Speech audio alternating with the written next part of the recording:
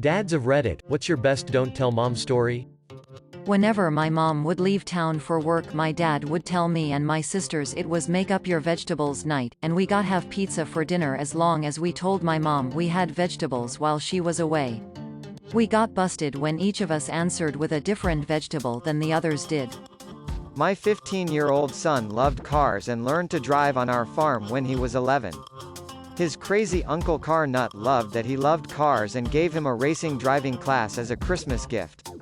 I spent a few months prepping him in my sports car and at the go-kart track, and then took him to the NASCAR racetrack for the class, even though he had never driven on the street. He did great in the little Formula car, getting up to 180 on the straightaway, but towards the end, coming out of a chicane, he missed a shift and accidentally put it in first. This locked up the rear and he spun out, going into a chain-link fence backwards. All I saw was the dust cloud, but he was okay, thanks to roll bar, neck brace, and helmet. We spent a good part of the drive home rehearsing what to tell my wife and how not to use the word crash. We told her after he finished college. I'm the son in this story, but one time when I was like 14 to 15, we had a family party at my aunt's house down the street. Eventually, the party just died down, and all the families started to go home. My dad decided to stay, and I asked if I could stay with him. Eventually, it was just my uncles and my dad drinking and telling stories at 2 a.m. while I just sat and listened to them. It was the first time that I could remember staying up with the adults. It was a cool moment. Anyways, my dad got too drunk to drive us home, and no one else was there. We could have spent the night, but then my dad was like, "No, I know your aunt has bicycles in the garage. We should just ride bikes home. It'll take 10 minutes tops." So my dad and I rode bikes home, but my dad took a detour at an old park near my house. We started doing wheelies and donuts with our bicycles on the giant grass field. Well, at least we tried. My dad was pretty drunk, so we were having a fun time falling over, basically. We finally get home at 3 a.m. in the morning and we're covered in mud and grass.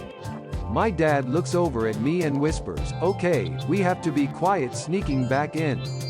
"Don't tell mom what we did. She's going to be pissed if she finds out we rode bikes while I was drunk." Then he proceeded to knock on the door, and when my mom answered the door, he proceeded to tell her with glee exactly what he told me not to tell her. My mom was indeed pissed. When my son was in junior high, McDonald's had an every afternoon special of cheeseburgers for 49 cents. We stopped on the way home from school every day. I had a kinda rocky relationship with my dad when I was a teenager. We lived in the East Village in NYC. When the 2003 blackout happened, we spent the evening up on our roof talking for hours.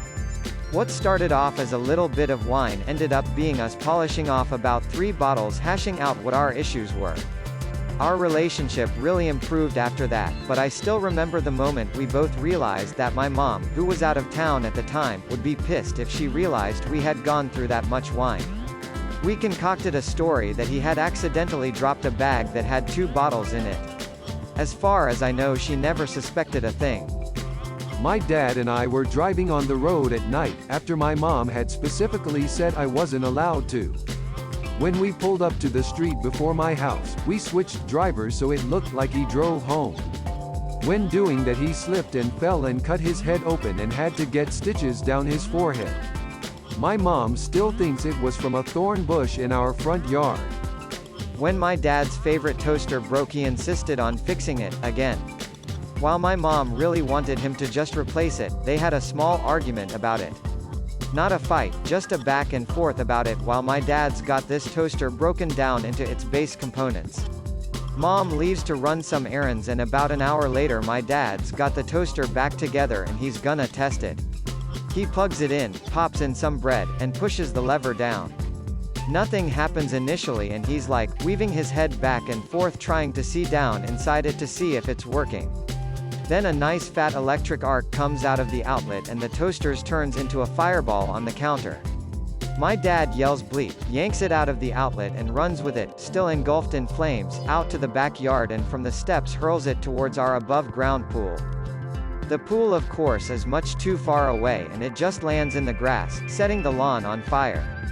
Now he's unfurling the garden hose and trying to get the dinky little sprinkler head off it, so he put out the fire. It doesn't go well. So he runs over to the burning toaster, kicks it towards the pool, in just his socks mind you, then scoops water out of the pool until it's just smoldering. Then he runs over and stamps the little fires out of the grass. He singed his beard, most of the hair off his arms, and stinks of burnt hair. His socks are ruined, the kind that go up over your calf, white with stripes, and he's soaked pretty much head to toe. The house stinks of ozone and melted plastic.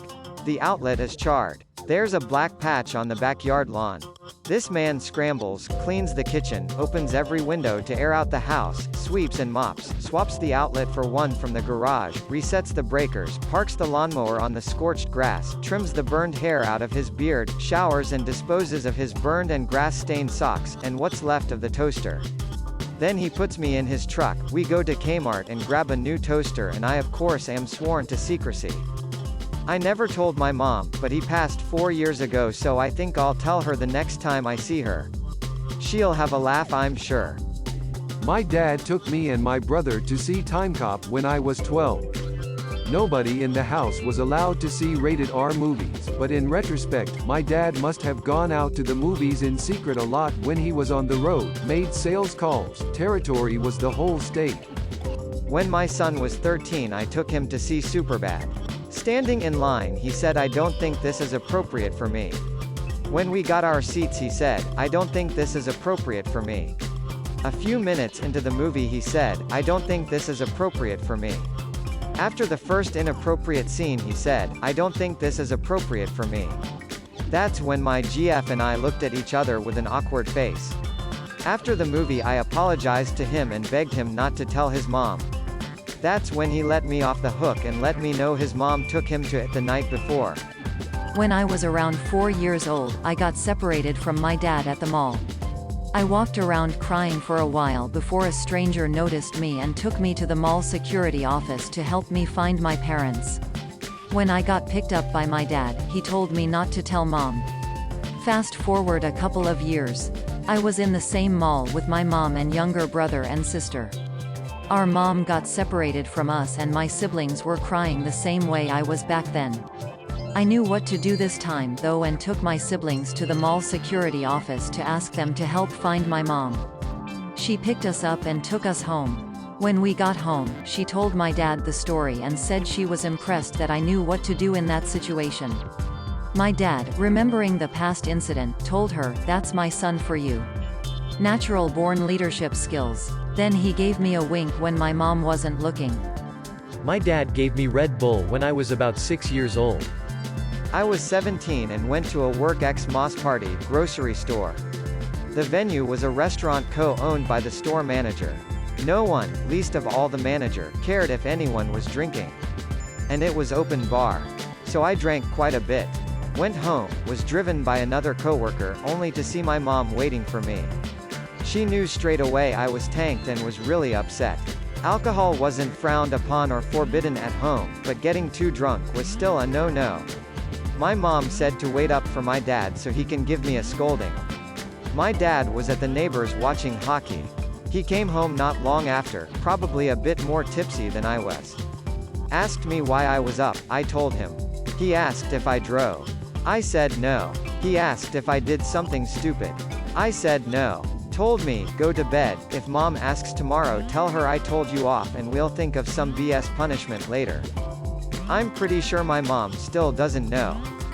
That the reason the police and the fire department came to our neighborhood was because we were shooting off fireworks before the wife got home. I often take one of my kids with me when running errands on Saturdays, each one gets a turn. We always stop for some sugary drinks and a candy bar along the way, but mom would definitely disapprove. I make sure to get agreement that it must be all gone by the time we get home. No evidence, no crime. In reality, the kid usually overdoses on sugar to the point of struggling on that last bite, but they do it because we had an agreement. We get home and they aren't talking because, ugh. So far mom has not connected the dots. Lol, every time my husband takes the kids out, they always secretly make a stop at the candy store. I would never let them if I were there or asked about it, but it's their thing. Of course the kids always tell me, 'cause they're 3 and 5 and do not understand the concept of a secret. When I punched a hole in my kid's door and covered it with birthday pictures 2 months early. Answering for my dad because he passed away earlier this year and I treasure this memory. Before any road trips we'd tell mom we weren't really hungry and just have a piece of fruit for breakfast before heading off to a diner half an hour away for a giant plate of steak, eggs and hash browns, smiley face. Sometimes instead of taking a bath I let the kids get in the neighbor's hot tub as long as they use shampoo. Not my story, but I have to share because it's so good. My friend, Mom, had told the kids no more toys. You have enough, you've been awful, wait for whatever holiday. They go off with Dad. When they come home, the oldest rushes in to show Mom his new stuffed animal. She looks pointedly at Dad but asks the kid, "Oh, where'd you get that?" The kid clearly realizes he wasn't supposed to tell Mom and his tiny brain tries to come up with an answer that doesn't sell out the guy who just bought him the toy. I made it. Kids aren't smart. Mine actually involves Mom. My sister lives in another city and has some eclectic friends. A couple of years ago my parents made the several-hour drive to go visit her and her husband for a few days. One of my sister's airhead friends brought brownies over. Special brownies. There was a misunderstanding with said airhead friend, as the friend thought my sister knew exactly what they were, but since the friend in question did a lot of regular baking and knew my parents were going to be visiting, my sister assumed this was a mundane batch. My mom had one. Fortunately the brownies weren't all that strong and my mother only complained of a mild dizziness, which prompted my brother-in-law and father to take my mom to a clinic to see the doctor to get it checked out while my sister called up her friend in a panic with a dreadful suspicion, which apparently turned into my sister ripping a strip off the friend on the phone and not speaking to her for a couple of months. At the clinic the doctor couldn't find any sort of obvious cause, and apparently a straight-laced woman in her early 70s didn't strike the doctor as the sort to use recreational pharmaceuticals, so that line of deduction was never opened. My mom also was starting to feel better at that point anyway, so the doctor just recommended she take it easy and stay hydrated, and the vertigo did in fact clear up just fine. I heard about this later, with my sister aghast that I started laughing at the story, and she closed it by hissing through her teeth that I cannot ever tell Mom what really happened, because my mother already had opinions about many of the friends of my sister and her husband, and that would cement them. I gave my word, and I kept it. I remember when I was 14 or 15 and we first got cable TV. One night when I had just got in bed, my door opened and my dad popped his head in. "We've got the adult channels. Never on a school night, and don't tell your mother."